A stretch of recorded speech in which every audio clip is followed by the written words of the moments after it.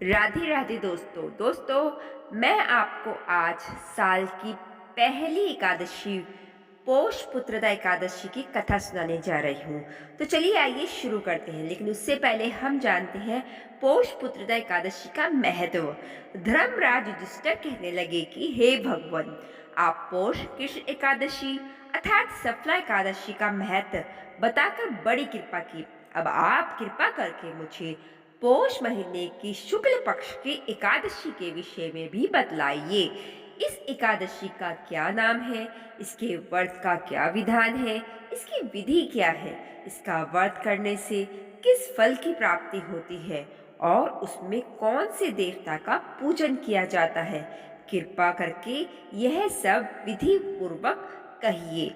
भगवान श्री कृष्ण बोले, पौष माह के शुक्ल पक्ष में आने वाली इस एकादशी को पौष पुत्रदा एकादशी कहा जाता है। इसमें भी नारायण भगवान की पूजा की जाती है।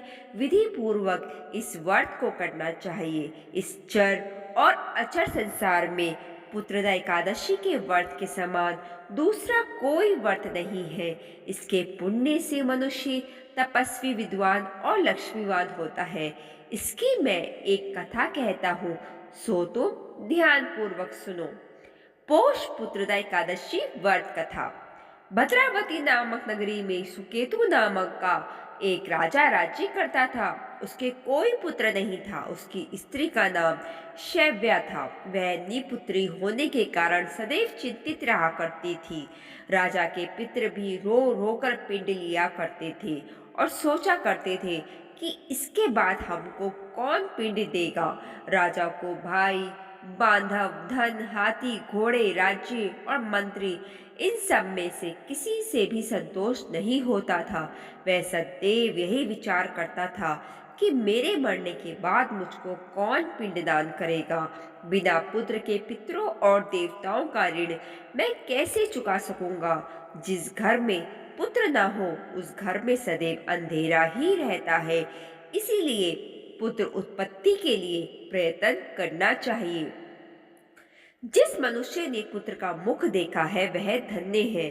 उसको इस लोक में यश और परलोक में शांति मिलती है, अर्थात उनके दोनों लोक सुधर जाते हैं।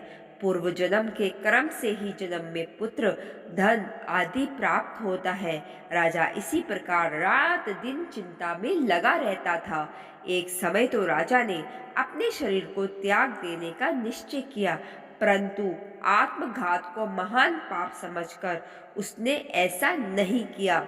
एक दिन राजा ऐसा ही विचार करता हुआ अपने घोड़े पर चढ़कर वन को चल दिया तथा पक्षियों और वृक्षों को देखने लगा।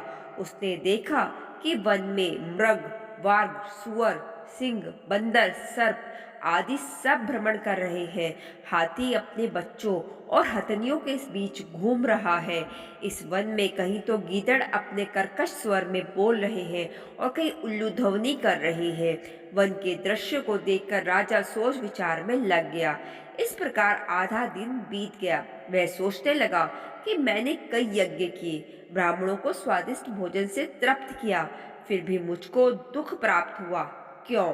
राजा प्यास के मारे अत्यंत दुखी हो गया और पानी की तलाश में इधर उधर फिरने लगा। थोड़ी दूरी पर राजा ने एक सरोवर देखा। उस सरोवर में कमल खिले थे तथा सारस, हंस, मगरमच्छ आदि विहार कर रहे थे। उस सरोवर के चारों तरफ मुनियों का आश्रम बने हुए थे। उसी समय राजा के दाहिने अंग फड़कने लगे। राजा शुभ शकुन समझकर घोड़े से उतरकर मुनियों को दंडवत प्रणाम करके बैठ गया।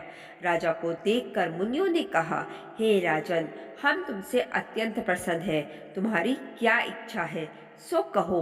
राजा ने पूछा, महाराज आप कौन हैं और किस लिए यहाँ आए हैं, कृपा करके बताइए। मुनि कहने लगे कि हे राजन, आज संतान देने वाली पुत्रदा एकादशी है। हम लोग विश्वदेव हैं और इस सरोवर में स्नान करने के लिए आए हैं। यह सुनकर राजा कहने लगा कि महाराज, मेरी भी कोई संतान नहीं है। यदि आप मुझ पर प्रसन्न हैं तो एक पुत्र का वरदान दे दीजिए। मुनि बोले, हे राजन, आज पुत्रदा एकादशी है, आप अवश्य ही इसका व्रत करें। भगवान की कृपा से अवश्य ही आपके घर में पुत्र होगा।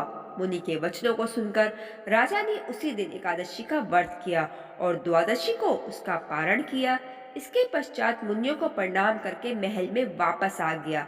कुछ समय बीतने के बाद रानी ने गर्भ धारण किया और 9 महीने के पश्चात उनके एक पुत्र भी हुआ। वह राजकुमार अत्यंत शूरवीर, यशस्वी और प्रजापालक हुआ। श्री कृष्ण बोले, हे राजन, पुत्र प्राप्ति के लिए पुत्रदा एकादशी का व्रत करना चाहिए। जो मनुष्य इस महत्व को पढ़ता या सुनता है उसे अंत में स्वर्ग की प्राप्ति होती है। ओम नमो नारायण। दोस्तों, तो ये थी पुत्रदा एकादशी की व्रत कथा। इस कथा को ज़्यादा से ज़्यादा लोगों में शेयर करके आप भी पुण्य के भागी ज़रूर से ज़रूर बनिएगा। राधे राधे।